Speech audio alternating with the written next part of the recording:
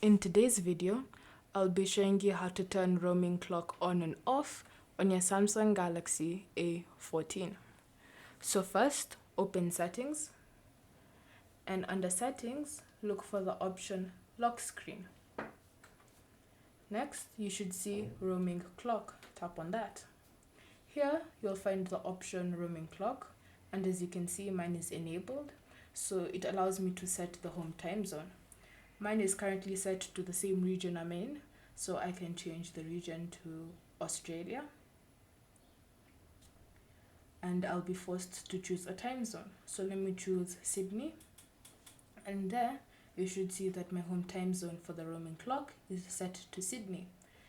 If you want to change it to a different time zone, simply select home time zone, region, and let's say Afghanistan, or Algeria.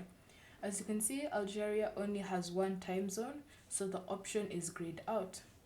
If, however, you'd like to turn it off, simply tap on the toggle again, and it will be turned off.